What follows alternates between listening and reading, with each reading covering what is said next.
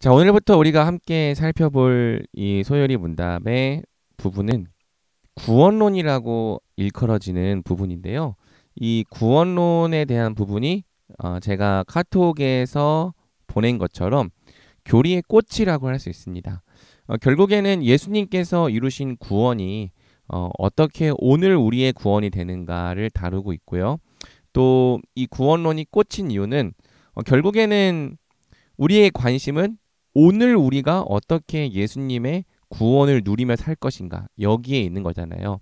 즉 예수님께서 2000년 전에 십자가와 부활로 이루신 구원이 중요하고 그 구원이 우리가 누리는 구원의 기초가 되는 것을 알기 때문에 우리가 잘 배워야 되지만 사실 우리의 모든 초점은 오늘 내가 이 하나님께서 나를 위해 이루신 구원을 어떻게 누리며 살 것인가에 있는 거죠. 그래서 이 구원론을 잘 배우고 공부하는 것이 우리의 믿음을 굉장히 성숙하게 하고 견고하게 합니다. 기대하는 마음으로 잘 들어주시면 감사하겠고요. 또 간절한 마음으로 이 모든 내용을 받을 때 또 여러분들의 믿음이 더욱더 온전해지는 은혜가 있기를 소망합니다. 자, 소연이 문답 제29문부터 36문까지는 성령에 의한 구원 서정을 함께 공부합니다. 이를 구원론 또는 성령론이라고 하는데요. 사실 성령론이 구원론보다 좀 더 넓은 개념이라고 할 수 있어요. 즉 성령론이라고 하는 더 넓은 개념 안에 이 성령께서 우리의 구원을 적용하시는 구원론이 있는 거죠. 그래서 여기 성령론 안에는 구원과 상관없는 뭐 성령의 일반 은총적인 사역 이런 것도 들어갑니다. 근데 우리가 소요리 문답에서는 이 정도 범위까지는 다루지 않고 구원론에 관한 부분을 다루죠. 자, 우리가 그동안 배웠던 내용들을 좀 기억해 보면요. 맨 처음에 제4에서 6문에서는 신론을 배웠어요. 그래서 하나님은 어떤 분이신가? 하나님은 한 분이시다. 하나님은 삼위일체로 계신다. 그리고 제7에서 제12문은 성부와 관련된 내용이라고 할 수 있습니다. 그래서 성부 하나님께서 모든 것을 작정하셨다. 그리고 그 작정을 실행하실 때 창조로부터 실행을 시작하셔서 섭리를 통해 그 작정을 계속해서 이루어 가신다. 기억이 나죠? 네, 사실 뭐 한 번 배우고 완벽하게 이해할 수 있는 내용은 아니기 때문에 여러분이 또 나중에 소연이 문답을 배울 수 있는 기회가 있다면 또 들으면 좋겠어요. 참 여러 번 들을 때 훨씬 더 마음속에 깊이 다가오고 분명히 또 이해되어지는 은혜가 있을 거라고 생각합니다. 자, 그러면서 제13에서 19문 인간에 대한 것들을 정리해 가는데요. 사실 이 인간론보다는 죄론이라고 할 수 있죠. 죄가 무엇인가? 그래서 죄의 정의, 아담 안에서 인류 전체가 타락했다. 타락의 결과 모든 인류가 죄와 비참의 상태에 빠지게 되었다. 그러면서 그렇다면은 이 죄와 비참에 빠져 있는 사람에게 하나님께서 어떤 은혜를 베푸셨는가, 어떤 구원을 베푸셨는가가 이제 제20문부터 이 설명되어져 나가는 겁니다. 그래서 그 구원은 하나님께서 정하신 유일한 구속자, 즉 예수 그리스도를 통해서 이루어진다. 그리고 이 그리스도께서는 어떤 분이시냐? 그분은 하나님이시면서 사람이시다. 신인 양성의 분이시다. 그러면서 그분은 어떤 직분으로 우리를 구원하시느냐? 삼중직으로 우리를 구원하신다. 선지자, 제사장, 왕의 직분으로. 또 어떤 상태에서 우리를 구원하시느냐? 낮아지심이라는 상태, 즉 이 사람의 몸을 입고 이 땅에 오셨을 때에 이루시는 구원. 그리고 현재에도 하나님 보좌 우편에서 이루시는 구원. 이렇게 두 가지 상태에서 이루시는 구원을 우리가 배웠죠. 그리고 사실 높아지심의 구원은 바로 이 제29에서 36문과 관련이 있는 겁니다. 왜냐하면 예수님께서는 하나님 보좌 우편에서 높아져 있는 상태로 우리에게 성령을 보내심으로써 그분께서 이루신 구원을 우리에게 적용하시기 때문이죠. 그래서 이 기독론과 구원론은 서로 별개의 것이 아니라 긴밀하게 연결된 내용이다. 예수님은 이 땅에서 이루신 구원을 성령을 통해 우리에게 적용하심으로써 우리를 구원하신다. 우리는 이렇게 이해하는 거예요. 그리고 이제 이 구원론에는 효과적 부르심, 중생, 믿음, 회개, 양자, 성화, 견인의 내용들이 포함되어 있는 거고요. 이를 구원 서정, older salvation이라고 부르는 겁니다. 자, 구원론 공부의 유익을 봅시다. 구원론을 왜 공부해야 될까요? 바로 2000년 전에 예수님이 이루신 구원과 오늘 우리가 받는 구원을 잘 연결시키기 위해서라고 할 수 있습니다. 예수님께서 이루신 구원은 객관적 구원이죠. 객관적이라는 것은 우리가 믿든지 믿지 않든지 우리가 알든지 모르든지 이미 객관적으로 이루어졌다는 뜻이에요. 예수님께서 이루시는 구원에는 우리가 참여할 부분이 없죠.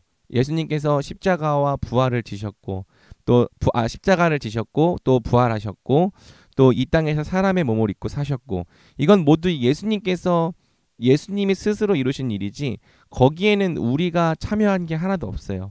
그래서 객관적인 구원이라고 말하는 거고요. 이 객관적인 구원은 2000년 전에 예수님께서 이루신 구원이다. 이렇게 정의할 수 있겠죠. 이를 구속사적인 성취라고도 부릅니다. 조금 어려운 말로. 그리고 이 구원론에 대한 부분은요. 주관적인 구원이라 할 수 있겠죠. 주관적이라고 하는 것은 이 구원에 우리가 참여하는 부분이 있다는 거예요.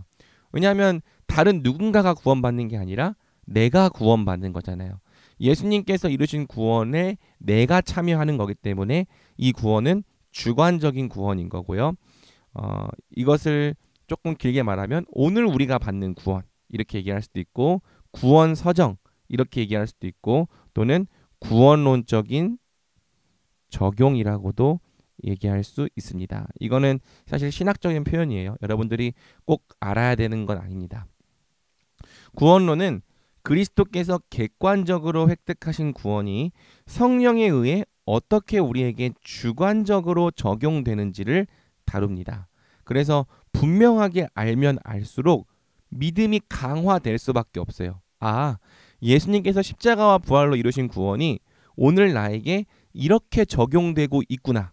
이것에 대한 분명한 지식을 가지면 가질수록 우리의 믿음이 강화되는 거죠. 또 구원론 공부는요. 오늘 우리가 받아 누리는 구원을 사람의 노력이 아니라 하나님의 은혜의 관점에서 이해할 수 있도록 돕습니다. 그래서 구원론을 잘 공부하면은 감사와 찬양이 우리 안에서 일어나게 되는 거죠.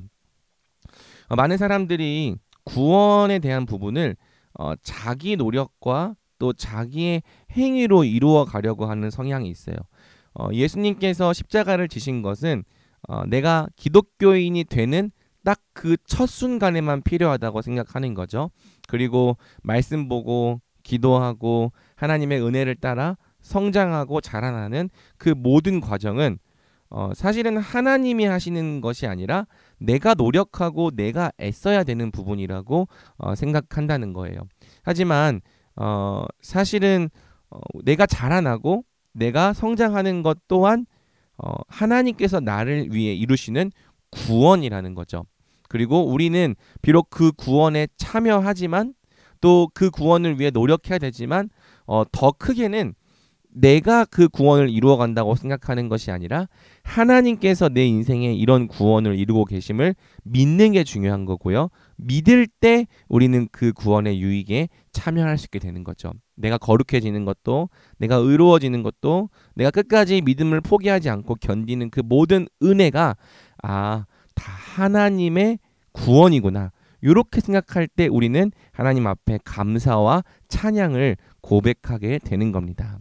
그래서 구원론 공부는 오늘 우리가 받아 누리는 구원을 사람의 노력이 아니라 하나님의 은혜의 관점에서 이해할 수 있도록 돕는 교리, 잘 공부하면 감사와 찬양을 일으키는 교리라고 할 수 있죠. 뿐만 아니라 구원론 공부는요. 오늘날 교회 안에 만연한 왜곡된 성령 이해를 교정해 줍니다. 성령을 영적인 에너지, 신비한 기운, 능력 등으로 이해하는 오늘날 기독교의 경향이 있는데요. 구원론 공부는 성령의 사역을 성경적으로 이해하도록 돕는 거예요. 그래서 성령은 그리스도의 영으로서 그리스도께서 이루신 모든 것을 우리에게 적용하시는 분이라는 내용을 배우는 거죠. 자, 구원론을 공부하면서 유의해야 될 점이 있습니다. 구원론에서 구원 서정을 다루는 순서는 시간적 순서가 아니라 논리적 순서라고 할 수 있습니다. 그래서 구원론에서 배우는 게 예정, 이거 선택이죠. 그 다음에 소명, 이건 부르심이고, 그 다음에 중생, 그 다음에 믿음, 칭의, 이런 식으로 구원의 순서와 질서에 대해서 배울 건데요. 이것이 사실은 시간적 순서가 아니라 논리적 순서라는 것. 그러니까 예를 들어서 믿은 다음에 몇 개월 지나서 칭이 되고 또 몇 개월 지나서 하나님의 아들이 되고 그렇지 않겠죠. 믿을 때 우리는 곧바로 의롭다 하심을 받고 또 하나님의 자녀로 입양되는 겁니다. 물론 이 성화에 대한 구원은 시간이 필요한 부분이기도 하죠. 하지만 지금 우리가 배우는 이 구원 서정이 시간적 순서가 아니라 논리적 순서라는 것을 이해하는 것이 중요한 거예요. 구원 서정의 각 국면에는 분명한 질서가 존재합니다. 예를 들어서 중생이 없는데 성화가 먼저 일어날 수 있나요? 그러니까 즉 성화 다음에 중생이 올 수 있나요?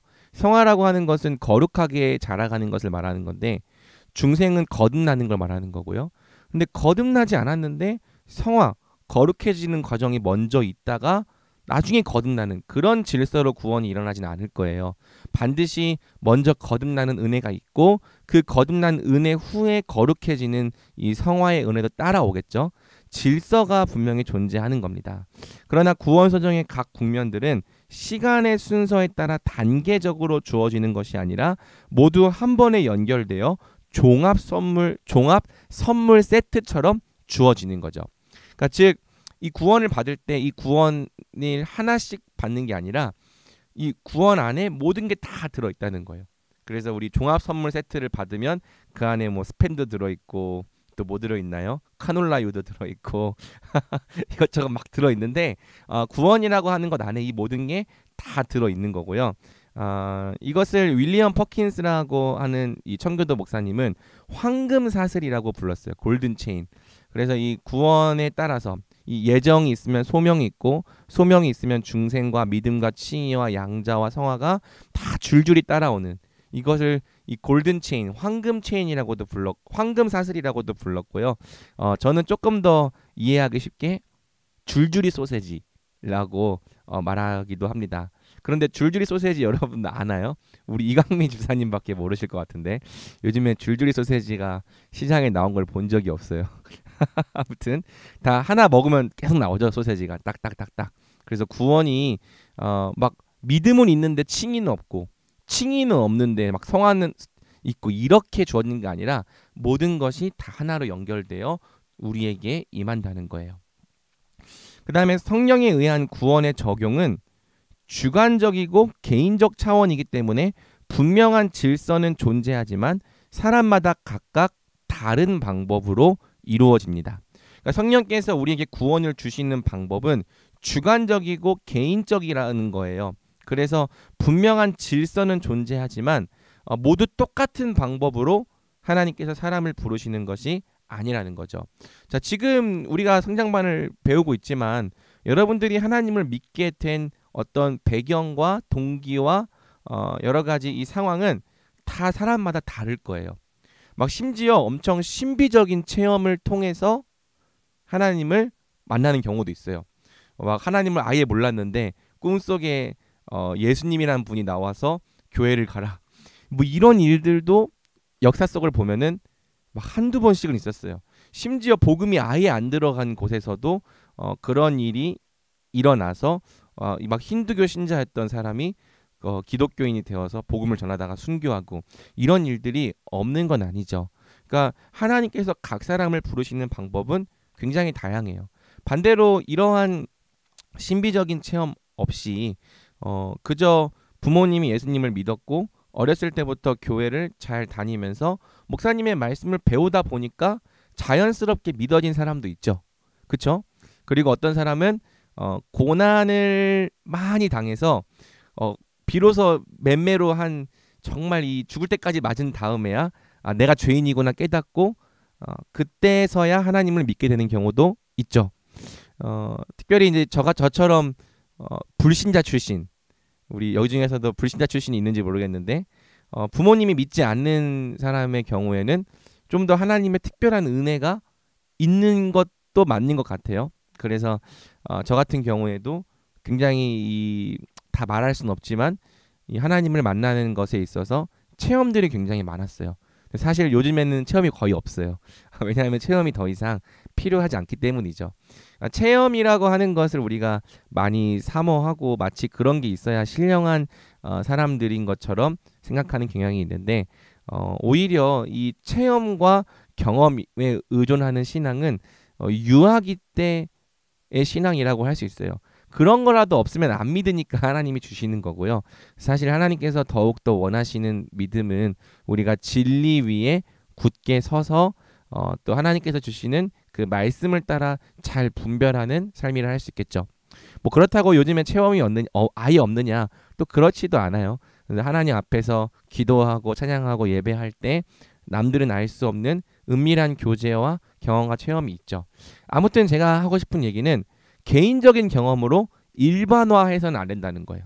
자, 예를 들어서 어떤 사람이 나는 고난을 엄청 많이 겪은 다음에 예수님을 믿었어요. 그러면 어떻게 생각하냐면은 내가 예수님을 그렇게 믿었기 때문에 다른 사람들도 예수님을 그렇게 믿어야 된다고 생각하는 거예요. 그래서 어떻게 말하죠? 네가 아직 믿음이 별로 없는 이유는 덜 맞아서야. 고난이 별로 없어서야. 너 좀 이렇게 크게 한번 맞아봐야 진짜 믿게 될 거야.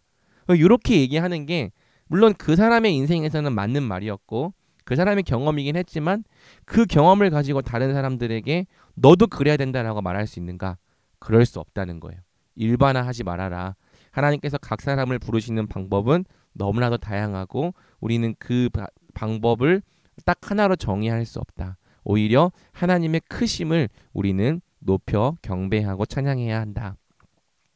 그럼에도 불구하고 구원의 분명한 질서가 존재한다는 것은요.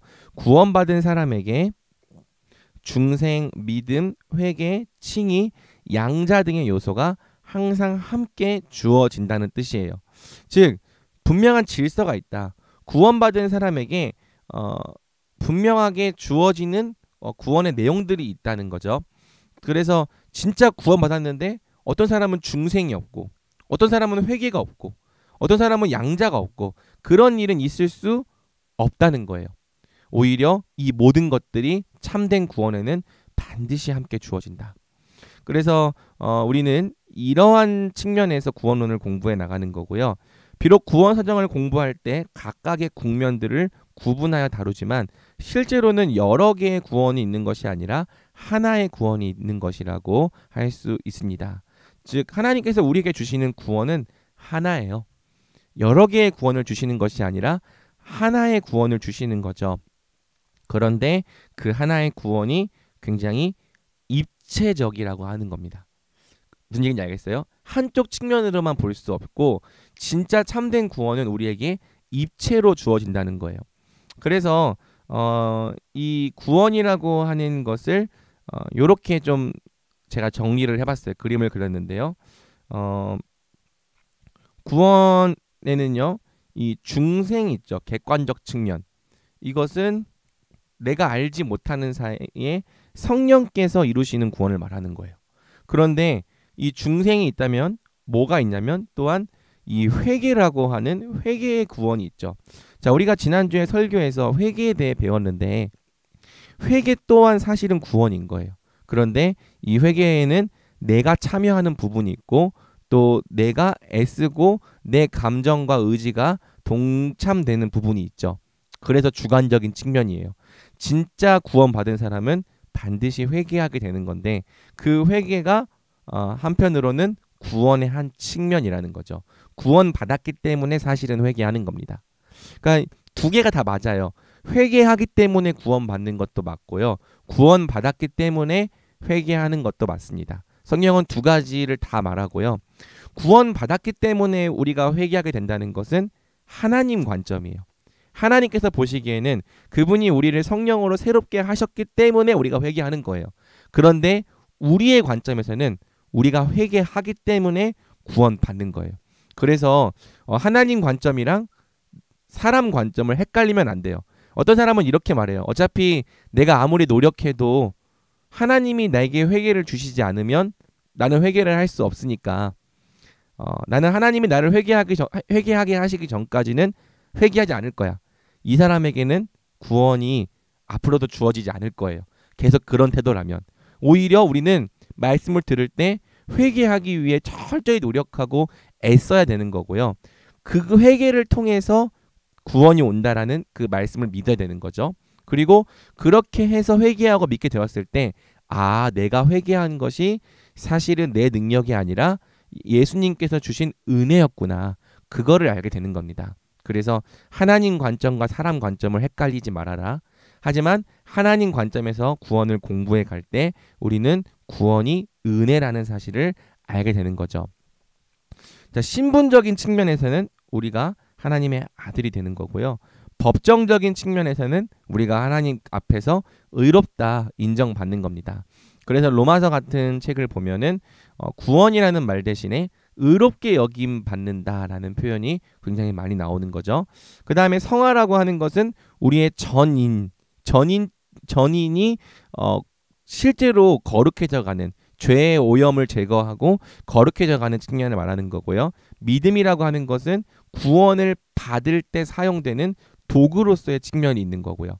그래서 이 모든 것이 사실은 하나의 구원인데 여러 개의 다양한 측면이 있다. 우리는 각 국면을 공부하는 거다. 이렇게 이해하면 되는 겁니다. 그러므로 구원 서정을 공부할 때는 순서가 아니라 각각의 국면들이 예수님께서 이루신 일들과 어떤 연관이 있는지에 중점을 두어야 되고요. 이것을 우리는 그리스도와의 연합이라고 부르는 거죠. 자, 그러면 제29문으로 들어가겠습니다. 서론이 조금 길었는데요. 충분히 어떤 말을 하는지 잘 이해했죠? 구원은 우리에게 유익하다. 시간 순서가 아니라 논리적 순서다. 구원은 하나인데 여러 개의 측면이 있는 거다. 이렇게 간단하게 요약할 수 있겠습니다. 그리스도의 구속에 참여하는 방법. 제29문 우리는 그리스도가 사신 구속에 어떻게 참여자가 됩니까? 우리 란 자매가 한번 읽어줄래요? 우리는 그리스도가 사신 구속에 그의 성령이 우리에게 효력 있게 적용하심으로써 참여자가 됩니다. 네, 감사합니다. 자, 그리스도가 사신 구속이라고 할 때 이 사신이라고 하는 것은 live를 말하는 게 아니라 purchased를 말하는 거예요. 구매하신 구속. 즉 그리스도께서 값을 내고 이루신 구속. How are we made partakers? partakers는 이제 참여자가 되는 거고요. Of the redemption.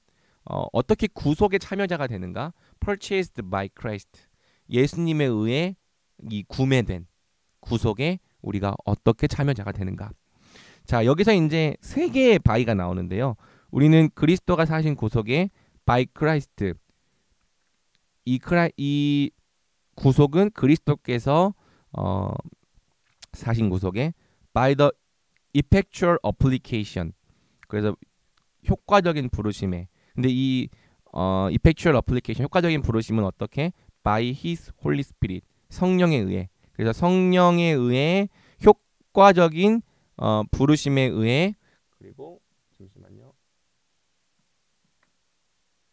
효과적인 부르심에 의해 그리고 어딨죠? 지금 전화가 갑자기 헷갈리네. 네. 그리고 그리스도에 의해. 그래서 그리스도께서 성령께서 이루시는 구원을 통해서 우리는 we are made partakers. 참여자로 만들어진다는 거예요. 그러니까 우리가 참여하는 부분이 분명히 있어요. 구원을 받기 위해서는 우리가 믿어야 되고 우리가 회개해야 되는 건데요.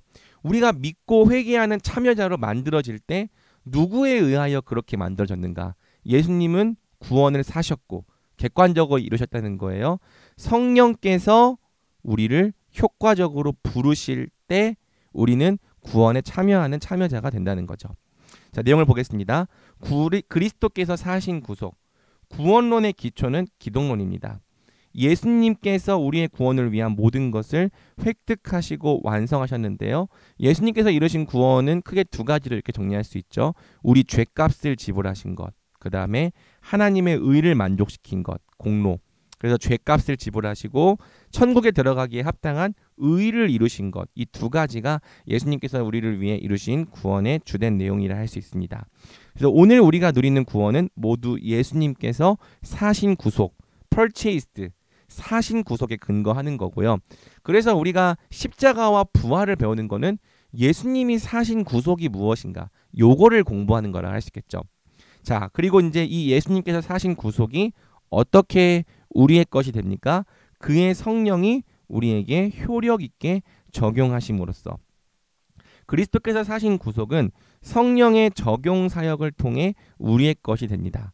우리 스스로 우리의 것으로 만드는 것이 아니라 오직 성령의 주권적인 역사에 의해 우리의 것이 되는 거예요. 그래서 by his holy spirit이에요. 그리고 성령 하나님께서 우리에게 구원을 적용하실 때에는 결코 실패나 실수가 없기 때문에 효력 있게 effectual이라는 표현을 사용하는 거죠. 즉 성령께서 여러분을 구원하시기로 정하시고 적용하신다면은 그 구원의 사역에는 결코 실패나 실수가 없다는 거예요. 그런 의미에서 effectual application이다. 효과적인 적용성, 효과적인 부르심이다라고 말하는 거죠.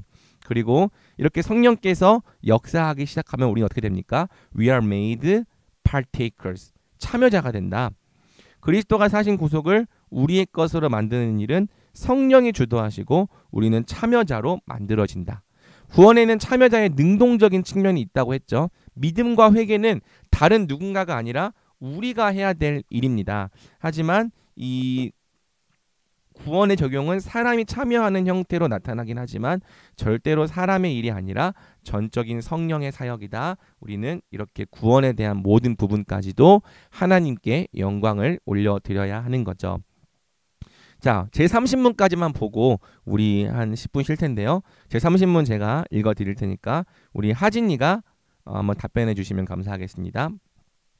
성령은 그리스도가 사신 구속을 우리에게 어떻게 적용하십니까?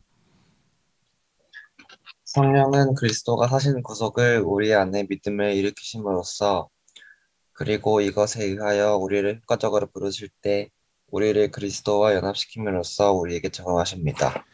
네, 감사합니다. 두 가지 핵심적인 표현이 있죠. 구원이 적용될 때 어떻게 되냐면 믿음을 일으키심으로써 그 다음에 그리스도와 연합시키심으로써 이 두 가지가 구원이 우리의 것이 되는 핵심이라고 할 수 있어요. 자, 믿음을 일으키심으로써 주신다부터 봅시다. By working faith in us. 하나님은 은혜로 구원을 주시는데 믿음을 통하여 주십니다. 에베소서 2장 8절 한번 이강민 지사님께서 읽어주시겠어요? 여기 159번에 있습니다. 네. 너희는 그 은혜에 의하여 믿음으로 말미암아 구원을 받았으니 이것은 너희에게서 난 것이 아니요 하나님의 선물이라. 아멘. 네, 감사합니다. 너희는 어떻게 구원받았다? 은혜에 의하여 믿음으로 말미암아 구원을 받았다라고 되어 있죠. 자, 그런데 이것이 원문과 또 영어 성경을 보면은 전치사가 이렇게 사용이 되어 있어요. By grace 그리고 through faith. 너희는 구원받았는데 은혜에 의하여 믿음으로 말미암아 구원을 받았다 이렇게 말하는 거죠. 자, 여러분 우리가 믿음으로 구원받습니까? 은혜로 구원받습니까? 어떤 것 같아요?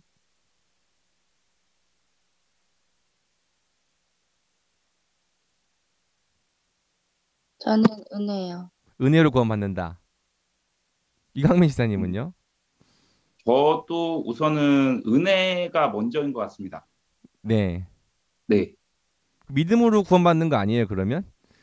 그러니까 믿음은 우선 지금까지 그 배운 내용대로 이렇게 생각을 해본다면 우선은 예수님께서 먼저 그 구속하신 은혜의 사역이 있었기 때문에 우리가 그것을 믿음으로 말미암아 이제 구원을 받는다는 그 부분으로 저는 인식이 되거든요. 그래서 우선은 그 은혜가 하나님의 은혜가 먼저 이렇게 그 앞부분으로서 있는 것이 아닌가라는 생각이 듭니다. 자, 아무도 저의 함정에 걸려주지 않으시는군요. 자, 한번 이 by랑 through의 전치사가 어떤 의미인지를 제가 설명하기 위해서 이제 한 목사님이 만든 예문을 가져왔어요. The answer is given by my teacher through the email. through the email. 그래서 그 정답은 내 선생님에 의해 이메일을 통해 내게 주어졌다. 이런 뜻이죠. 그렇죠? 우리 다 이 정도는 영어 해석할 수 있죠. 자, 이 예문에서 이 정답을 내게 주신 분은 누굽니까? 정답을 주신 분은 하나님이시죠. 아니, 이 예문에서요. 예문에서. 이 예문에서 네. 선생님이죠. my teacher잖아요. 근데 네. 그 선생님이 정답을 주신 그 수단과 방법은 무엇입니까? 수단과 이메일이요. 네, 우리 감사합니다. 지사님께서 답변 다 모두 동의하는 거죠? 네, 뭐 동의하고 있습니다. 우리 하진이는 머리밖에 안 보이지만 머리가 동의한다고 지금 이마에 써 있는 것 같아요. 자, 이 예문에서 by는 직접적인 행위자를, 그리고 through는 수단이나 도구를 나타내죠. 그래서 너 그 정답 어떻게 알았어? 라고 물어봤을 때 우리는 선생님이 알려주셨어 라고 대답할 수도 있고, 이메일을 통해 알게 되었어 라고도 대답할 수 있죠. 이 둘 중에 틀린 대답이 있나요? 이메일로 알았어. 선생님이 알려주셨어. 둘 다? 정답이죠. 둘 다 맞는 말이죠. 확신을 네. 가지세요. 네, 맞습니다. 확신을 가지세요. 선생님이 알려주셨어. 이메일을 통해 알게 돼서 둘 다 가능하다는 거예요. 그런데 누가 그랬냐라고 하는 행위자의 관점에서는 선생님이 정답이고, 이메일이 알려준 게 아니잖아요. 그렇죠? 이메일이 정답을 알려준 주체가 아니잖아요. 이메일이 선생님을 통해 알려준 게 아니잖아요. 그렇죠? 무엇으로 그랬냐는 도구의 관점에서는 이메일이 답인 거죠. 자, 아까 우리가 구원이 도구적 측면이라고 했던 거 기억이 나나요? 그러니까 하나님께서 구원을 주시되 믿음을 도구로 사용해서 주신다라고 했던 이 도구적 측면이 믿음이라고 했던 게 지금 여기서 나오는 겁니다. 자, 이게 이제 에베소서 2장 8절 원문이에요. For by grace you have been saved through faith. 은혜에 의해 너는 믿음을 통해 구원을 받았다. 맞죠? 이 정도 영어 문장은 다 읽을 수 있죠. For by grace you have been saved through faith. 그래서 어떻게 구원을 받았니? 라고 물어볼 때 사실은 두 개가 다 가능하다. 은혜로 받았다와 믿음으로 받았다. 두 대답이 둘 다 가능한 거예요. 이해가 됩니까? 예수 그리스도를 믿음으로 구원받는다. 맞는 말입니까? 틀린 말입니까? 맞는 말입니다. 맞는 말이죠. 네. 예수 그리스도를 믿어야 구원받는다. 틀린 말이 아니에요. 절대로. 그런데 너희는 오직 하나님의 은혜로 구원받는다. 맞는 말입니까? 네, 맞는 말입니다. 맞는 말이죠. 그럼 두 네. 개가 어떻게 같이 양립할 수 있느냐? 너는 믿어야 구원받는다고 말하고, 그리고 은혜로 구원받는다고 말하는 것이 어떻게 두 개가 함께가 되는 거냐라고 했을 때, 우리가 이 두 개가 부딪힌다라고 생각하는 이유는 뭐냐면 믿음으로 구원받는다를 by faith라고 생각하기 때문이에요. 그러니까 즉 네가 구원받는 근거가 by faith, 네 믿음에 있다라고 말하면은 하나님의 은혜와 믿음이 서로 부딪히는 거죠. 그런데 by faith가 아니다. 뭐라? through faith다. 믿음을 통하여 구원받는 겁니다. 하나님의 은혜에 의하여 믿음을 통하여 구원받는다. 그래서 구원을 주시는 근거, 누가 주시는 거예요? 구원은 하나님. 오직 하나님의 은혜에 의하여 구원이 주어지는 거죠. 이것이 바인 거예요. 하지만 그 구원을 주실 때 어떤 도구와 수단을 통하여 주시느냐? 바로 through faith, 믿음을 통하여 주신다. 그래서 요거를 좀 더 이해하기 쉬운 말로 바꾸면 은혜에 의하여 주시되 어떻게 주신다? 믿음을 일으키심으로써 주신다. 그러니까 믿음 또한 구원인 거죠. 그러니까 믿는 것이 내가 믿는 건데 내가 믿게 되는 것이 그 믿음을 일으켜지는 것이 하나님의 은혜에서 온다는 거예요. 그래서 내가 볼 때에는 내가 믿는 거고요. 하나님께서 볼 때에는 내가 믿을 수 있도록 성령께서 은혜 베푸신 거죠. 그리고 우리는 내가 믿었어도 그것이 하나님께 영광이 있다고 고백하게 되는 겁니다. 이것이 하나님의 영광과 믿음의 사람의 책임의 올바른 이해인 거예요. 그러므로 믿음은 내가 구원을 받기 위한 값이나 공로가 될 수 없다. 어떤 사람이 이렇게 말하죠. 내가 믿었으니까 내게도 믿은 것에 대한 어떤 이 자랑할 것이 있지 않나요? 그럼 결국에는 내가 믿은 거 아니냐. 그러니 내가 안 믿은 사람들보다 훨씬 더 할 말이 있고 이 공로와 의가 있는 거 아니냐라고 이렇게 말할 수 있는 거죠. 그러면서 믿지 않는 사람들을 정죄하고 저 사람들 믿지 않는 나쁜 사람들, 나는 예수님을 믿기로 선택한 의로운 사람, 이런 생각이 어디서 나오는 거예요? 내가 믿어서 그렇다고 생각하기 때문이죠. 하지만 믿음은 구원을 받기 위한 조건이긴 하지만 공로가 아니다. 자, 거지의 구걸이라고 하는 이 예시를 하나 들었는데요. 제가 옛날에 이제 온라인 게임 같은 거 하면은 이거 좀 너무 부끄러운 예시인데 그 아이템을 받고 싶을 때 채팅에다가 님들아 저 거지예요. 아이템 좀 주세요. 돈 좀 주세요. 이렇게 딱 말하고 딱 채팅을 치고 있으면 진짜 완전 옛날 게임. 그러면은 사람들이 와가지고 막 1,000원, 2,000원씩 막 돈을 주고 가요. 그런데 어떤 사람이 와가지고 갑자기 채팅창 열던 그 거래창 열더니 한 1억을 주고 가는 그런 경우가 아주 간혹 있을 수 있죠. 저도 그랬던 적이 있는 것 같고. 자, 그러면 내가 구걸한 것이 1억을 받기에 합당한 공로였는가? 게임이라고 하니까 별로 와닿지 않죠. 자, 여러분이 돈 좀 달라고 했는데 누가 실제로 1억을 줬다고 합시다. 그러면 여러분이 돈 달라고 이렇게 좀 구걸하고 이 손을 벌린 게 1억을 받기에 합당한 공로인가? 맞아요? 어디 가서 이 돈 달라고 손 벌리고 다니면은 네가 1억 받기에 합당한 일을 했구나라고 말하면서 1억을 누가 줍니까? 그렇지 않아요. 그거는 순전히 1억을 준 그 사람의 은혜인 거예요. 받을 자격이 없는 이 자에게 주시는 호의인 거죠. 그래서 구걸하는 것이 그 1억을 받는 하나의 통로와 도구가 되긴 했지만 그것이 결코 1억을 받을 만한 공로는 아니었던 거죠. 게다가 믿음이 생겨나는 것조차, 즉 구걸하는 것조차도 사실은 그 1억을 주는 사람이 그렇게 할 수 있도록 도와준 거였다면, 그러면 그 구걸조차도 사실은 그 사람이 스스로 한 게 아니라 할 수 있겠죠. 예를 들어서 1억을 주기 전에 그 사람이 몰래 가서 네가 저기서 앉아서 사람들한테 돈을 달라고 구걸을 해봐라. 그러면 누군가가 너한테 큰 은혜를 베풀어 줄 거야 라는 말을 들었어요. 그래서 가서 말대로 했더니 1억을 받았어. 그러면 결국에는 그 사람이 그렇게 한 것까지도 그 1억을 준 사람의 은혜에 들어가는 일인 거죠. 그러니까 믿음에 생겨나는 것조차 성령의 주권적 사역이라는 거예요. 결국에 우리는 그리스도께 가서 그리스도께 피하고 그리스도께 구걸하는 거거든요. 당신의 구원을 내게 주시옵소서. 그런데 이 그리스도께서 주시는 이 구원은 1억과는 비교가 되지 않는 훨씬 더 큰 거고요.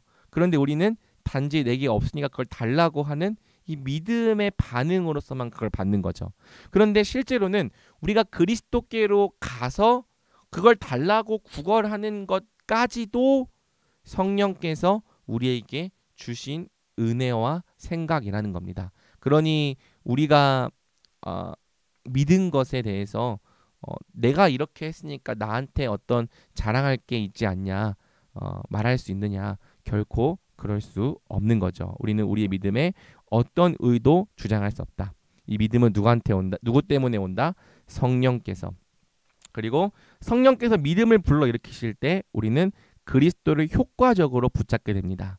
성령에 의해 믿음을 갖게 된 사람은 그리스도께서 획득하신 구원의 가치와 정체를 인식하고 효과적으로 붙잡게 되는 거죠. 자, 믿음을 가지면서 예수님이 지금 나를 위해 이뤄놓으신 구원이 얼마나 값지고 나한테 꼭 필요한 것인지가 이해가 되기 시작하는 거예요. 그리고 그것을 효과적으로 붙잡게 된다는 거죠. 여기서 효과적이라고 하는 것은 반드시 구원에 이른다는 것입니다. 그러므로 성령의 부르심은 택자들로 하여금 반드시 그리스도를 알아보고 믿게 만드는 효력 있는 부르심. 그래서 effectual calling이라 할 수 있죠. 31문에서 배울 거예요. 자, 그리고 믿을 때 우리에게 어떤 일이 일어나는가? 바로 그리스도와의 연합이라고 하는 사건이 일어납니다. 즉 예수님께서 이루신 구원이 어떻게 내 구원이 되는가를 물어볼 때 바로 연합이라고 하는 은혜를 통해 이루어진다는 거죠. 성령은 우리를 그리스도와 연합시킴으로써 그리스도가 획득하신 구원을 우리에게 적용하신다. 연합을 통해 적용된다는 건데요. 한번 이 박스에 있는 내용을 우리 이광민 집사님께서 한번 읽어주실래요? 네. 택자들이 그리스도와 갖는 연합은 하나님의 은혜의 사역으로 이것에 의하여 그들은 그들의 머리와 남편이신 그리스도와 영적으로 신비하게 그러나 실제적으로 분리되지 않게 결합된다. 이것은 그들의 효과적 부르심 때 이루어진다. 네, 대요리 문답 제66문 연합. 네, 감사합니다.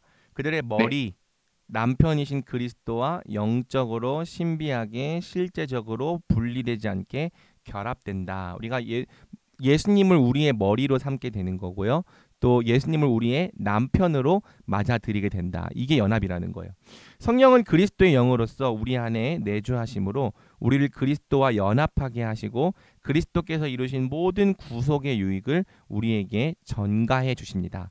전가라고 하는 것은 imputation이라는 단어인데요.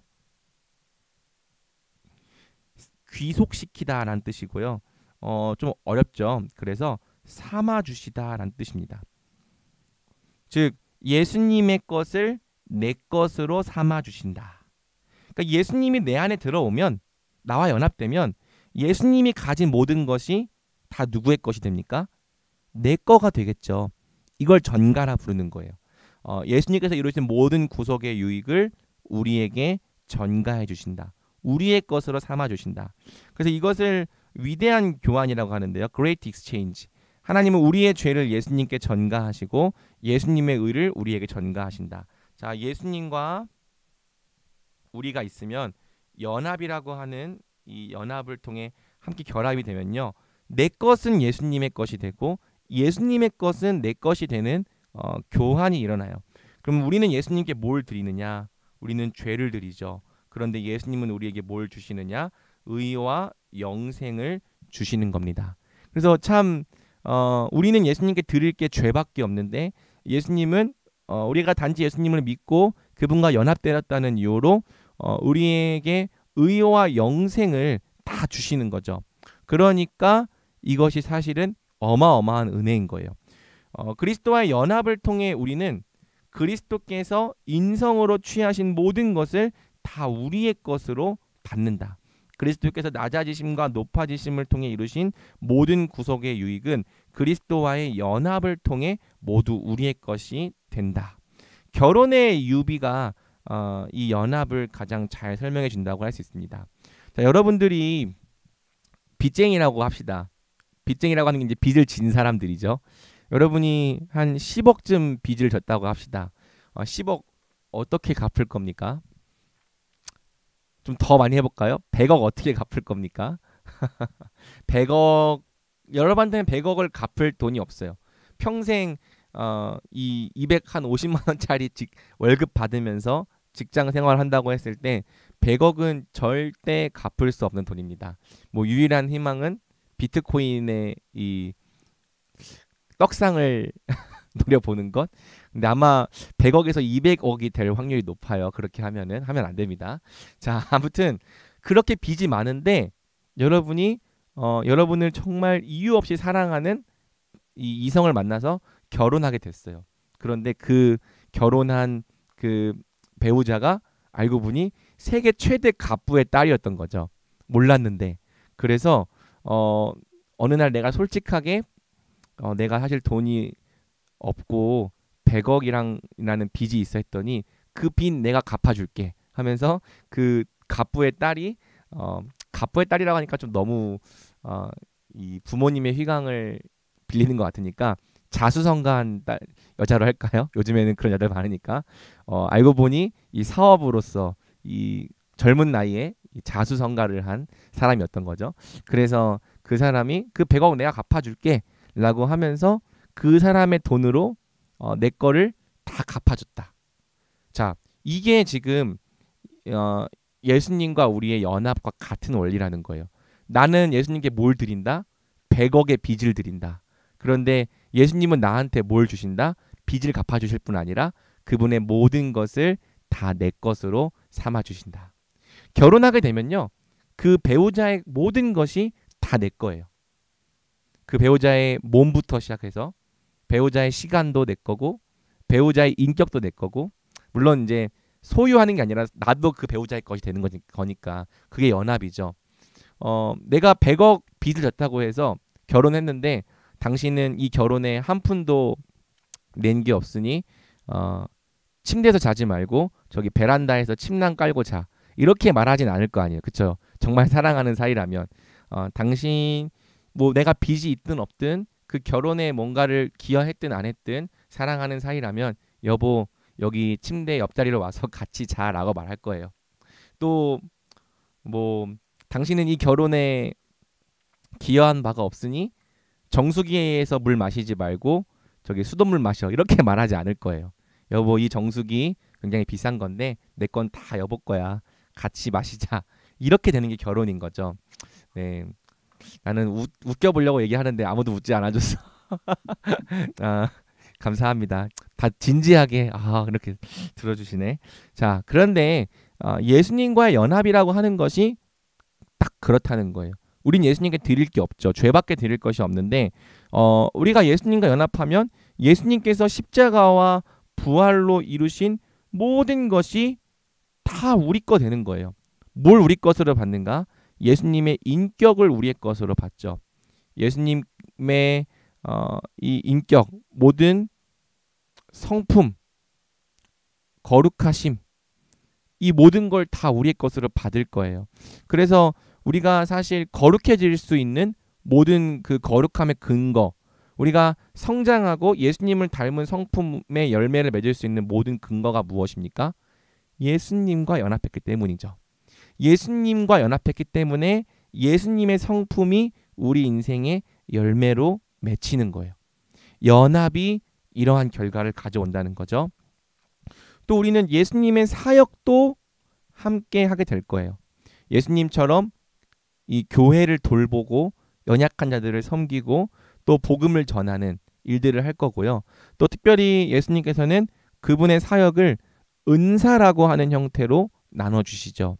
그래서 누군가에게는 위로하는 은사를, 누군가에게는 격려하는 은사를, 누군가에게는 가르치는 은사를, 이러한 예수님의 사역을 우리에게 나눠주셔서 우리가 예수님의 사역에도 참여하게 될 거예요. 우리는 모두 예수님의 손과 발이 되어서 교회와 또 우리 형제 자매들을 섬기게 되는 거죠. 또 예수님의 지위와 상태에도 우리는 참여하게 될 거예요. 예수님께서 하나님의 아들이시기 때문에 우리도 예수님 안에서 하나님의 자녀로 받아들여지는 거죠. 또 예수님께서 높아지신 상태이기 때문에 우리도 영광 높아진 상태에 참여하게 되는 거고요. 결국에는 예수님께서 이 땅에 다시 오실 때 이루실 모든 구원의 결과에도 우리가 예수님과 함께 참여하여 함께 누리게 되는 겁니다. 자, 그러니까 구원이라고 하는 건 결국 무엇이냐? 예수님이 내 안에 들어와 사시는 거. 예수님과 연합하는 거. 그래서 예수님께서 이루신 모든 것, 예수님이 가지신 모든 것을 다 내 것으로 누리는 거. 이게 구원의 정체인 거예요. 자, 오늘날에는 참 사람들이 예수님에 별로 관심이 없어요. 어떤 설교를 들을 때에도 또 말씀을 들을 때에도 그래서 내가 어떻게 해야 된다는 것인데 라는 나에게 관심이 많죠. 기독교 철학에 관심이 많고요. 그래서 뭐 기독교적인 뭐 직장 경영 방법, 기독교적인 뭐 돈 관리 방법. 그러니까 다 앞에 기독교라는 말은 붙였지만 예수님이 이루신 구원을 의지하기보다는 내가 뭔가 이 통찰과 지혜로 해내고 싶은 마음이 강한 것 같아요. 그런데 사실 기독교에서 말하는 구원은 내가 내 힘으로 뛰어난 사람이 되는 게 아니라 나는 가난하고 빈곤하지만 예수님은 부요하신 분임을 믿는 거예요. 그리고 누구든지 예수님께 가는 사람은 예수님께서 가지신 그 부요한 보화를 마음껏 누리고 사용할 수 있다는 사실을 믿는 거죠. 무엇이 잘 믿는 믿음인가? 이제는 내가 사는 것이 아니요 오직 내 안에 그리스도께서 사시는 것이라. 내 안에 예수님이 사신다는 걸 믿고 내 자신의 약함과 부족함은 부인하고 예수님께서 나를 통해 내 인생을 살아 주시옵소서. 예수님께 자리를 올려드리는 게 그게 잘 믿는 거예요. 그리고 우리가 그 잘 믿는 믿음을 위해서 말씀도 읽고 기도도 하고 또 성령 안에 서로 교제하기도 하는 거죠. 은혜의 방편을 통해 우리가 우리의 죄성을 죽이고 자기를 부인하고 그리스도께서 나를 통해 내 인생을 사시도록 우리 자신을 내어드리면 그때부터 누가 우리의 삶을 다스려 갑니까? 예수님이 다스려 가시는 거예요. 예수님이 그분의 모든 것으로 우리 인생을 다스려 가시는 거죠. 그러면 거기에는 그리스도의 인격이 나타나고 내가 예수님을 닮아가요. 그리스도의 사역이 나타나고 내가 예수님과 같은 일을 하게 돼요. 예수님의 존귀한 지위와 또 영광을 나타내는 은혜가 있는 거죠. 그래서 여러분 사실 교리 다 잊어버려도 이거 하나만 기억해도 돼요. 뭘 기억하면 됩니까? 우리의 구원은 모두 그리스도 안에 있다. In Christ. 그리스도 밖에 있는 것이 아니라 그리스도 안에 있다. 예수님 처음 믿을 때 기독교에 입문할 때 딱 한 번 필요하신 분이 아니라 우리가 살아가면서 언제든지 꺼내 쓸 수 있는 보물창고 같은 분, 마셔도 마르지 않는 생수의 근원, 그분이 바로 예수님이신 거예요. 그래서 우리는 이것을 살아남과 살아감, 살아나는 구원에 있어서도 예수님이 필요하고 살아가는 구원에 있어서도 예수님이 필요한 거죠. 우리의 행위와 우리의 공로가 아니라 우리는 오직 그리스도만을 붙잡고 바라보는 것입니다. 그렇게 할 때 우리가 정말 그리스도인다운 삶을 살아갈 수 있게 될 거예요. 이것이 신앙이고 이것이 비밀이고 사실 이 한 가지를 가르치기 위해서 이 12주의 교리를 공부하는 거죠. 너의 구원 다 그리스도 안에 있다. 믿어지십니까? 이것이 믿어지는 은혜가 여러분에게 있기를 축복합니다. 자, 한편 그리스도와의 연합은 개인적인 차원에서 끝나지 않고요. 함께 그리스도와 연합된 자들의 공동체인 교회를 탄생시킵니다. 그래서 성령은 우리를 그리스도와 연합시킨과 동시에 그리스도와 연합된 다른 자들과도 한 몸을 이루게 하시는 거죠. 우리가 포도나무이신 예수님께 가지가 될 때 우리는 예수님과만 한 몸이 되는 것이 아니라 이 포도나무에 달려있는 모든 가지들과도 함께 한 몸이 되는 거예요. 그래서 우리는 이 예수님과 함께 한 몸으로 연합된 공동체인 교회가 되는 거죠. 사실 소요리 문답에서는 교회에 대한 내용이 그렇게 별로 없거든요. 그렇지만 그래서 개인적인 구원에 대한 내용으로만 이해하기 쉬운데 예수님과 연합된 자는 반드시 다른 지체들과도 연합된다라는 이 진리까지도 여러분이 믿음으로 받아들이고요. 그 내가 정말 잘 믿고 잘 살아가는 것은 그냥 혼자 교회 다니면서 혼자 신앙생활하는 것이 예수님 잘 믿는 것이 아니라 그리스도와 연합된 다른 지체들과 서로 사랑하고 섬기며 사는 것이 그리스도인다운 삶이다. 이 내용까지 여러분이 믿음으로 받고 순종하기를 주님의 이름으로 축복합니다. 자, 우리 5분간 휴식할까요? 네. 네, 우리 5분간 휴식하고 나머지 부분 살펴보겠습니다. 네.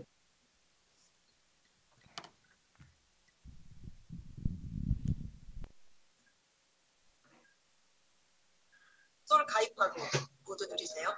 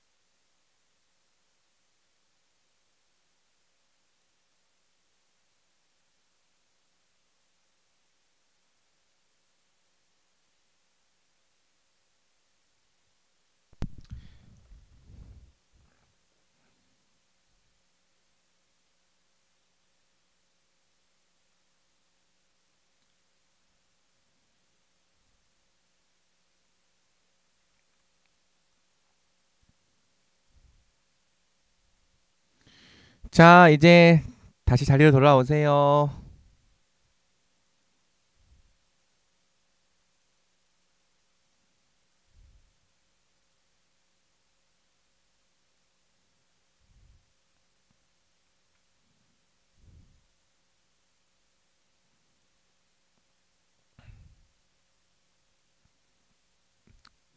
자, 그러면 이제 30분만 좀 더 힘내 보겠습니다.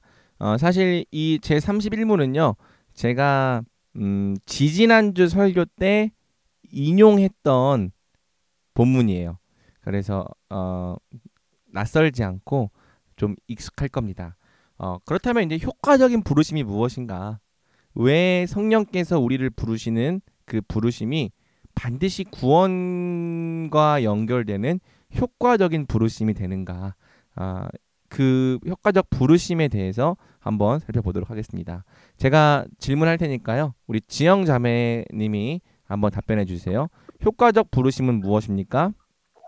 효과적 부르심은 하나님의 영의 사역으로서 이것을 위하여 그는 우리에게 우리의 죄와 비참을 납득시키고 우리의 마음을 밝혀 그리스도를 알게 하시며 우리의 이지를 새롭게 하시면서 복음에서 우리에게 거저 제공된 예수 그리스도를 받아들이도록 우리를 설득하시어 받아들이게 하십니다. 네, 조금 길지만 효과적 부르심은 누구의 사역인가? 하나님의 영의 사역이다. 이것에 위하여 그는 우리에게 우리의 죄와 비참을 납득시키시고 납득하게 하신다. 그다음에 우리의 마음을 밝혀 그리스도를 알게 하시며 우리의 의지를 새롭게 하시면서 복음에서 우리에게 거저 제공된 예수 그리스도를 받아들이도록 우리를 설득하시어 예수 그리스도를 받아들이게 하십니다. 그래서 믿음이라고 하는 것은 결국엔 예수 그리스도를 받아들이고 영접하는 이 도구와 통로가 되는 거고요. 이 받아들이게 하신 결과 우리는 예수님과 어떻게 됩니까? 연합하는 거죠. 성령은 어떻게 효과적으로 믿음을 통해 우리를 그리스도와 연합하게 하십니까? 먼저 하나님의 영의 사역으로서 성령은 외적 부르심을 수단으로 사용하셔서 택함을 받은 자들에게 임하는 효력 있는 부르심이 되게 하십니다. 자, 외적 부르심은 어떤 걸 말하는 건가요? 이것은 말씀 사역자 또는 모든 그리스도인들에 의한 말씀 선포 또는 증거를 말하는 거예요. 지금 이 시간도 외적 부르심의 하나죠. 제가 여러분들에게 말씀을 가르치고 있기 때문에. 그리고 주일날 제가 설교하는 것도 말씀 선포이기 때문에 외적 부르심이죠. 또 여러분들이 여러분 주변 사람들에게 복음을 전하는 것도 외적 부르심이죠. 즉 그리스도를 알려주고 믿도록 초청하는 그 모든 부르심이 다 외적 부르심인데, 자, 외적 부르심은 효과적입니까? 효과적이라고 말하면 조금 오해가 있을 수 있으니까, 외적 부르심은 항상 구원 얻는 믿음으로 이어집니까? 아니면 그렇지 않을 때도 있습니까? 그렇지 않을 때가 사실은 많죠. 그러니까 외적 부르심은 항상 구원받는 이 구원의 소명으로 이어지지는 않아요. 하지만 하나님께서 약속하신 것이 무엇이냐면 외적 부르심을 수단으로 사용하셔서 택함을 받은 자들에게 임하는 효력 있는 부르심이 되게 하신다. 즉 말씀이 선포될 때 그 말씀이 많은 사람들에게 효력이 없겠지만 하지만 영생을 받기로 예정하신 자, 그리고 지금 이때에 믿음을 주시기로 결정하신 자들에게는 그 말씀이 성령께서 사용하시는 효력 있는 부르심이 된다는 거죠. 그래서 똑같은 말씀인데도 어떤 사람들은 그냥 시큰둥하게 듣고 있는 반면에 어떤 사람들은 그 말씀 앞에서 자기의 마음을 치며 양심에 찔려하며 통회하며 죄를 자복하고 회개하게 되는 거예요. 왜? 성령께서 그 말씀 선포를 사용하시기 때문에. 그래서 사실 저도 말씀을 전할 때마다 주님, 제가 이 말씀을 전하지만 실제로 우리 청년들의 마음을 만지시고 그들에게 하나님의 말씀이 들려지게 하시는 분은 우리 예수님이십니다. 성령님이십니다. 성령님, 우리 가운데 역사하시고 이 말씀을 당신의 부르심으로 사용하여 주시옵소서. 그렇게 기도하는 이유가 바로 이런 이유 때문이죠. 또 이것을 알면 한 가지 적용적인 뭐냐면, 믿음은 반드시 말씀을 듣는 자리에서 난다는 것도 우리는 생각해 봐야 하는 겁니다. 어차피 믿음이 하나님께서 은혜로 주시는 구원이라면 내가 믿기 위해서 뭐 노력할 필요가 있나요? 어차피 노력해도 못 믿을 텐데. 그러니 나는 하나님께서 나를 믿게 하실 때에 믿을 거고요. 그 전까지는 안 믿을 거예요. 이렇게 말하는 사람들이 간혹 있는데 다 교리를 잘못 배워서 그런 거죠. 다 자기 욕심대로 사용하려고 배워서 그런 거예요. 하나님께서 우리에게 주신 약속은 말씀을 듣고 배우는 자리에 있어라. 그리고 이것이 정말 그러한가 이해하고 또 상고할 때 구원받는 믿음을 주시겠다고 약속하신 거예요. 성령은 능히 모든 사람으로 하여금 구원에 이르는 지혜가 있게 하느니라 말씀을 통하여 약속하여 주신 거죠. 그래서 믿어지지 않는다? 어떻게 해야 됩니까? 믿어질 때까지 혼자 골방에서 믿어야지 이렇게 한다고 믿어지는 것이 아니라 말씀을 듣고 배우는 자리에 나와서 잘 듣고 잘 배워라. 이것이 정말 그러한가 깊이 상고하라. 여러분, 그런 마음으로 온 거 맞죠? 어떻게 이 소요리 문답 배우는 시간이 여러분들한테 믿음이 더해지는 시간이 되었으니까 그동안 끝까지 계속 그런 은혜가 있으면 좋겠습니다. 자, 성령이 효력 있게 부르실 때 우리는 중생합니다. 거듭난다는 뜻이에요. 거듭난다는 것은 새로운 생명과 성향이 심기게 됨을 뜻합니다. 그래서 전에는 별로 와닿지 않았던 그 모든 말씀들이 다 새롭게 다가오기 시작해요. 왜? 우리가 거듭났기 때문에. 그래서 이 거듭남이라고 하는 것은 사실 객관적 차원이라고 했잖아요.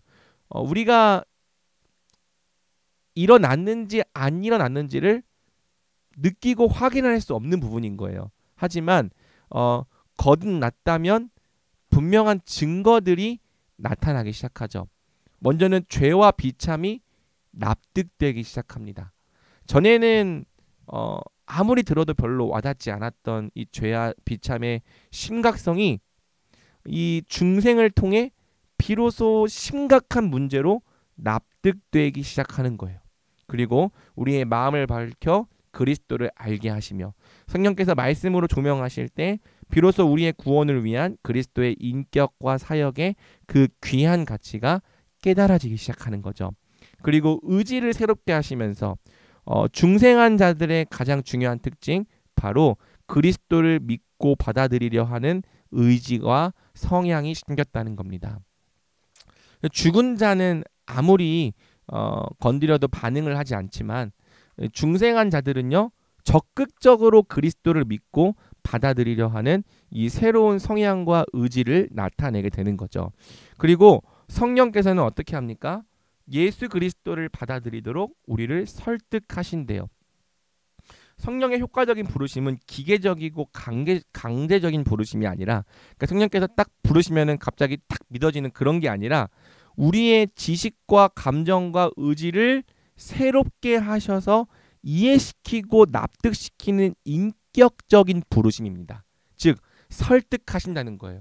너 이거 믿어야 돼. 믿으면 살 수 있어. 그러면서 우리가 믿을 수밖에 없도록 설득하는 거죠. 그래서 뒤에 나오겠지만 참된 믿음의 본질 중에 동의가 들어가는 겁니다. 철저한 동의. 우리는 억지로 강제로 믿게 된 것이 아니라 성령에 의해 설득되어진 거예요. 우리가 가진 믿음은 성령에 의하여 설득된 믿음인 거죠. 하지만 성령의 이러한 인격적인 설득은 결코 실패하지 않기 때문에 효과적이고 저항할 수 없는 부르심이라 할 수 있습니다. 그러니까 너무 그 설득을 잘 하시는 거죠, 성령님께서. 그래서 한번 성령님이 설득하시면 우리가 믿을 수밖에 없을 뿐 아니라 이 옛날의 종교개혁자들은 irresistible, 저항할 수 없는 부르심이다. 너무 확실하게 설득하시기 때문에. 그래서 너무 확실하게 설득되기 때문에 믿을 수밖에 없는 믿음인 거죠. 받아들이게 하신다. 성령의 효과적인 부르심의 결과는 결국 믿음이라 할 수 있습니다. 이때 믿음은 우리 자신의 열정이나 자기 암시나 감정의 색이나 종교적 열심 등이 아니라 그동안 우리가 유사 믿음에 대해 배워왔죠. 그리스도를 받아들이고 그분께서 이루신 구원을 적극적으로 신뢰하며 의지하는 겁니다. 그래서 이 종교개혁자들은 이 믿음을 세 요소로 정의해 왔어요. 분명한 지식, 노티티아. 그리스도의 인격과 사역을 아는 말씀, 여기에 철저한 동의, 대강 동의하는 것이 아니라 정말 그 복음이 맞습니다. 유일한 구원의 길입니다라고 받아들여지고 확신될 때까지. 그 다음에 이 받아들여진 지식을 어떻게 합니까? 지속적인 신뢰로 의지하며 살아가는 겁니다. 그래서 믿음에는 반드시 그리스도께서 이루신 그 구원에 나를 맡기고 적극적으로 기대며 의지하는 이 삶이 뒤따르는 거죠. 믿음은 정적인 동의가 아니라 적극적으로 따르는 동작인 거예요. 그래서 믿다는 동사다. 뭐 이런 말도 가끔 들어본 적이 있을 겁니다. 자, 마지막 이제 개관하고 마치는데요. 효과적 부르심을 받은 자들은 금생에서 어떤 유익들에 참여합니까? 즉, 이 땅에서 어떤 유익을 누립니까?를 물어보는 겁니다. 우리 민준이가 한번 답변해 줄래요? 효과적으로 부르심을 받은 자들의 칭의, 그다음에 양자됨, 성화, 그리고 금생에서 이것들에 동반되거나 이것들로부터 나오는 여러 유익에 참여합니다. 자, 구원받으면 유익을 누린다라는 거죠. 효과적 부르심에 따르는 유익들, 베네핏. 효과적 부르심을 통해 믿음으로 그리스도와 연합한 신자에게는 반드시 유익이 따른다. 이것은 쉽게 말해 예수 믿고 교회 다니면 뭐가 좋나요? 라는 질문에 대한 대답이라 할 수 있죠. 물론 사람들이 예수님을 믿고 교회에서 얻고 싶어하는 유익은 좀 다를 수 있어요. 여러분은 예수님을 믿고 어떤 유익을 얻고 싶어 합니까? 가족들의 건강, 내 자신의 형통. 그런데 이제 성경은 예수님을 믿을 때 우리에게 누리는 유익이 사실 그런 것보다도 좀 더 다른 측면에 있다고 말하는 거죠. 그리고 이 유익은 그리스도와 연합한 신자들에게 필연적으로 따르는 겁니다. 아까 말했던 것처럼 황금사슬, 골든체인, 그리고 자꾸 전화가 오네. 골든체인, 그리고 또는 줄줄이 소세지. 그래서 하나님은 택자들을 부르신 후에 알아서 의로운 삶을 살라고 내버려 두시는 것이 아니라 믿음으로 그리스도와 연합된 신자가 반드시 구원의 모든 유익에 참여하도록 우리를 인도해 가시는 거죠. 그래서 이제 다음 주부터는 효과적 부르심에 따르는 금생의 유익들을 살펴볼 것입니다. 칭의. 자, 많이 들어본 거죠. 칭의가 뭐냐? 양자됨. 양자됨이 뭐냐? 성화가 뭐냐? 그리고 동반되는 유익들. 하나님 사랑의 확신, 양심의 화평, 성령 안에서의 기쁨, 은혜의 증가, 견인. 이러한 요소들에 대해 우리가 배우게 될 것입니다. 결론 및 적용을 읽고 마치겠습니다. 우리 1번을 한번 란 자매가 읽어줄래요?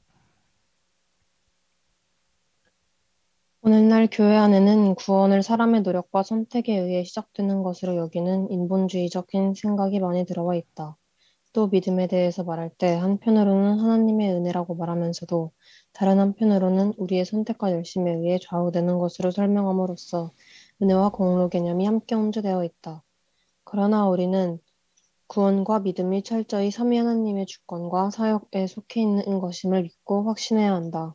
구원을 사람의 관점이 아니라 하나님의 관점으로 바라볼 때 우리는 우리 자신의 구원에 대해 흔들리지 않을 수 있다.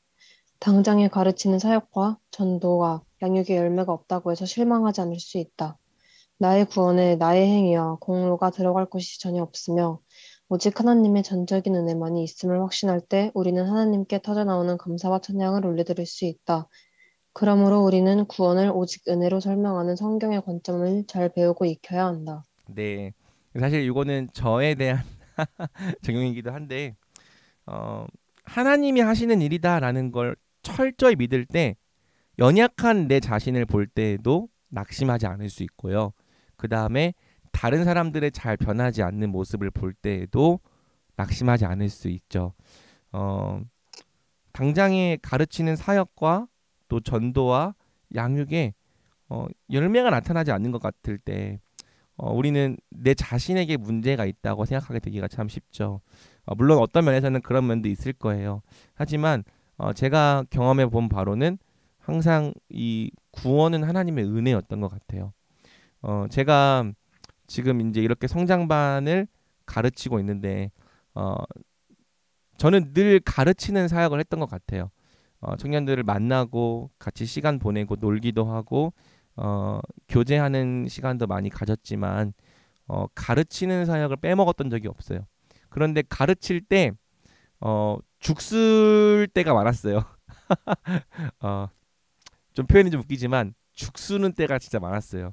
사실 지금 주일 성장반도 피곤할 때 지금 강의를 하고 있는데 지난주 강의를 솔직히 제가 느끼기에는 죽쓰고 온 것 같아요.